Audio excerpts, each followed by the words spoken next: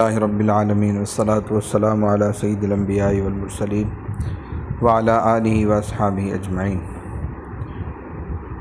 Number 6، محمد شفیع امبالوی فوجی ٹھیکیدار ہیں۔ ان کا ذکر پہلے آ چکا ہے۔ لاکھوں روپے کے کاروبار کے مالک تھے۔ ان کا تعلق تحریک سے صرف اتنا تھا کہ ان کے فرم کے ذریعے سرحد پار روپیہ بھیج دیا جاتا تھا۔ گرفتار ہوئے، مقدمہ چلا، پوری ہمت اور حوصلے سے مقدمہ لڑایا۔ تمام جائیداد ضبط اور پھانسی کی سزا تجویز ہوئی۔ اس وقت قدم ڈگمگائے۔ سرکاری ایجنٹوں نے کمزوری سے فائدہ اٹھایا، ان کو سرکاری گواہ بنا لیا۔ پھانسی کی سزا حبس دوام بعبور دریائے شور سے بدل گئی، مگر یہ سرکاری گواہ پہلے بنائے جا چکے تھے۔ سرکاری گواہ بننے کے بعد بھی رہائی 1 سال کے بعد ہوئی۔ ضبط شدہ جائیداد پھر بھی واپس نہیں ہوئی۔ یہ قربانی کیا کم ہے کہ کروڑ پتی دولت مند نان شبینہ کو محتاج ہو گیا۔ منشی محمد جعفر صاحب کو محمد شفیع پر نہیں بلکہ حکومت کی عیاری پر افسوس اور غصہ ہے۔ آپ فرماتے ہیں، بملاحظہ مثل مقدمہ اور دلائل ثبوت جرم نسبت محمد شفیع واضح ہوگا کہ اول کس غیظ و غضب سے محمد شفیع کو پھانسی کا حکم دے کر 50 لاکھ کی جائیداد ضبط کی تھی، پھر صرف 1 برس بعد گواہی کا ہیلہ کر کے اس کو رہا کر دیا تاکہ جائیداد منضبطہ واپس نہ دینی پڑے۔ اگر وہ بیچارہ، جیسا کہ 1 برس بعد کی رہائی سے ثابت ہے، بے قصور تھا تو پہلے اس شد و مد سے اس کی 50 لاکھ کی جائیداد ضبط کر کے اس کو پھانسی کا حکم کیوں دیا گیا تھا؟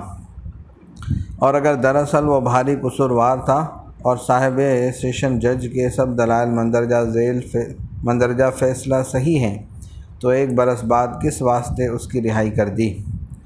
منشی صاحب کا منشا یہ ہے کہ محمد شفیع کا جرم قابل سزا تھا ہی نہیں۔ اس کو مقدمے میں صرف اس لیے پھانسا گیا کہ 50 لاکھ کی جائیداد ہاتھ لگے اور کم از کم اس مقدمے کا خرچ اس کی جائیداد سے نکل آئے۔ نمبر 7، عبد الکریم امبالوی، عمر 35 سال۔ یہ محمد شفیع کا مختار تھا۔ 3 سال بعد رہا کیا گیا۔ نمبر 8، عبد الغفور ولد شاہ علی خان، ساکن ضلع شاہ آباد، صوبہ بہار، عمر 25 سال۔ ملزم نمبر 11 کا ملازم تھا۔ 10 سال جیل میں رہنے کے بعد رہا کیا گیا۔ نمبر 9، حسینی ولد محمد بخش، عمر 25 سال۔ جماعت کے کاموں میں منشی محمد جعفر صاحب کا معاون رہا کرتا تھا۔ 7 سال بعد رہا کیا گیا۔ نمبر 10، حسینی ولد میگو، ساکن پٹنہ، عمر 35 سال۔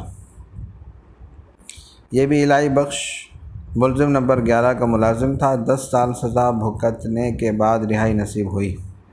نمبر 11، الہی بخش ولد کلیم بخش، عمر 42 سال۔ مولانا احمد اللہ صاحب صادق پوری کی جائیداد کا مختار عام تھا۔ خود کاروباری آدمی تھا۔ اس سلسلے میں اس کے ذریعے روپیہ بھیج دیا جاتا تھا۔ یہ وعدہ معاف گواہ بنایا گیا، مگر 5 سال جیل کی ہوا پھر بھی کھلائی گئی۔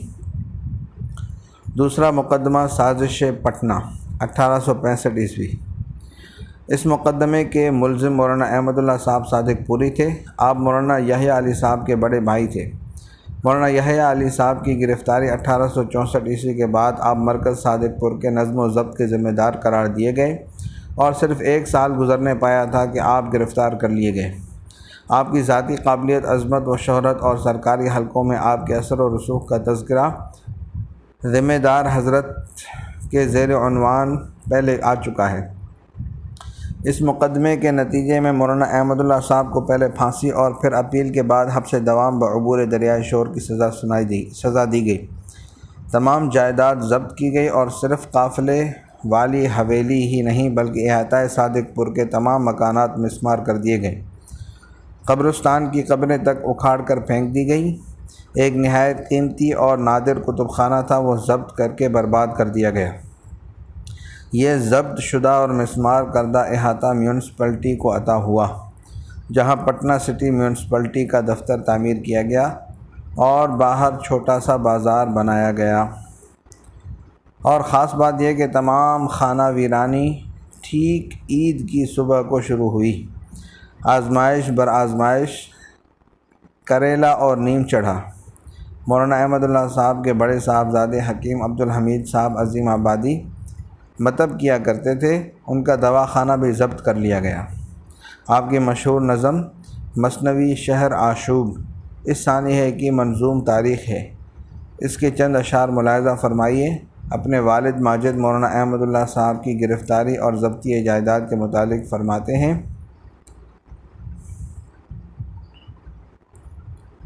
کتب خانے کی ضبطی پر حکیم صاحب کے تاثرات ملاحظہ فرمائیے۔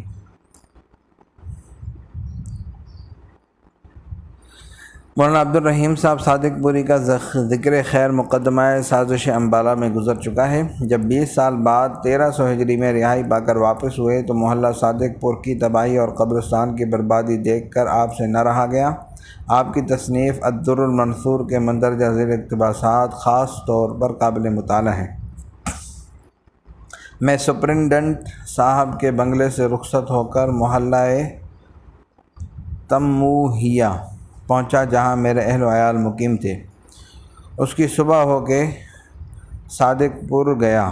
وہاں دیکھا کہ ہم لوگوں کے مکانات کل منہدم کر کے کف دست میدان بنا دیا گیا ہے اور اس پر بازار اور میونسپلٹی کے مکانات بنا دیے گئے ہیں۔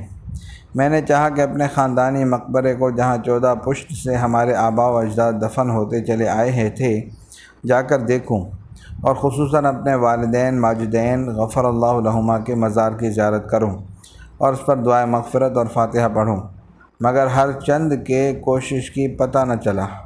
بعد تجسس و تفحص بسیار و غور فکر کے قرینے سے معلوم ہوا کہ حضرت والدین ماجدین کی قبریں کھود کر اس پر بنائے عمارت میونسپلٹی بنا دی گئی ہے۔ اے حضرات ناظرین، اس وقت اس حرکت کا جو ہمارے اموات کے ساتھ کی گئی، جو صدمہ دل پر گزرا، وہ بیرون از حیطہ تحریر و تقریر ہے۔ اس وقت تک اس کی یاد سے بدن تک کے رونگٹے کھڑے ہو جاتے ہیں۔ کچھ سمجھ میں نہیں آتا کہ ہمارے جرم میں ہمارے اموات اور آباء و اجداد کی قبریں کیوں کھودی گئیں اور وہ مقبرہ کیوں معرض ضبطی میں آیا۔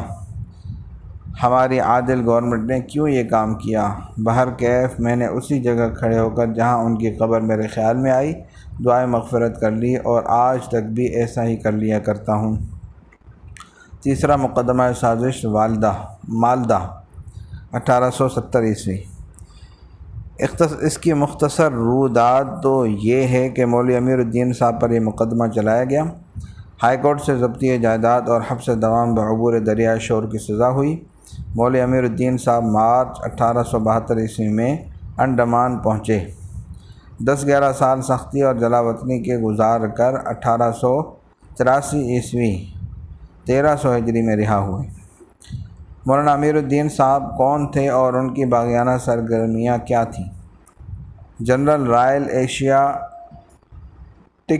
سوسائٹی بمبئی جلد 14 صفحہ نمبر 270 میں اختصار کے ساتھ، اور ہنٹر صاحب نے اپنی کتاب میں تفصیل سے مولانا امیر الدین صاحب کا تعارف اور ان کی سرگرمیاں بیان کی ہیں۔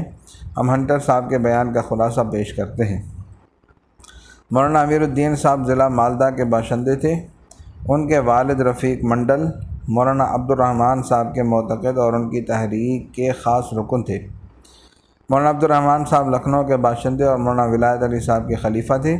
تقریباً 1840 میں جب مولانا ولایت علی صاحب کی زیر قیادت پورے ہندوستان بالخصوص بہار و بنگال میں بغاوت کے لیے زمین ہموار کی جا رہی تھی، مولانا عبد الرحمن صاحب ضلع مالدہ کے ایک گاؤں میں پہنچے، ایک مدرسے میں تعلیمی خدمت انجام دینے لگے اور اجنبیت ختم کرنے کے لیے وہیں ایک خاتون سے عقد کر لیا۔ آپ کی جد و جہد بار آور ہوئی۔ زمینداروں کے نوجوان لڑکے آپ کے گرد جمع ہو گئے۔ رفیق صاحب بھی انہی میں سے تھے، اور چونکہ اپنے علاقے کے چودھری تھے اس لیے ان کو منڈل کہا جاتا تھا۔ منڈل اس نواح میں چودھری یا پٹیل کو کہتے ہیں۔ منڈل صاحب نے اپنے استاد سے بھی بڑھ کر کام کیا اور اس تنظیم کو پورے ضلع بلکہ آس پاس کے دوسرے اضلاع میں پھیلا دیا اور جماعت کے نظام کے مطابق مجاہدین کی بھرتی کرنے لگے اور مالیہ فراہم کر کے صادق پور کے مرکز میں بھیجنے لگے۔ 1851 عیسوی میں سرحد پر کچھ مقابلہ ہوا جس کی تفصیل پہلے گزر چکی ہے۔ اس وقت مقامی حکام کی نظر رفیق صاحب کی سرگرمیوں پر پڑی، ان کو گرفتار کیا گیا۔ مگر پھر چھوڑ دیا گیا۔ اب رفیق صاحب کے صاحبزادے مولانا امیر الدین صاحب میدان میں آئے اور اتنی سرگرمی سے کام کیا کہ 3 ضلع ان کے چارج میں دے دیے گئے۔ دسمبر 1863 میں مقدمہ سازش امبالہ دائر ہوا اور داروگیر کی ایک لہر ایک سرے سے دوسرے سرے تک پورے شمال ہند میں پھیل گئی، جس کی تفصیل پہلے گزر چکی، لیکن بقول ڈاکٹر ہنٹر 1864 کا سیاسی مقدمہ غداروں کا جوش ٹھنڈا کرنے میں ایسا ہی ناکام ثابت ہوا جیسے کہ 1864 کی تعدیبی مہم۔ اس اثنا میں مولانا امیر الدین صاحب کی سرگرمیوں کا اندازہ اس سے ہو سکتا ہے کہ بقول ہنٹر صاحب مجاہدین کی سرحدی چوکی پر جو تعداد تھی اس میں 10% رنگروٹ مجاہد اسی شخص کے زیر اثر علاقوں سے آئے ہوئے تھے۔ صلی اللہ تعالیٰ علی حبیب سیدنا محمد وعلی آلہ وصحبہ اجمعین برحمتک یا ارحم الراحمین۔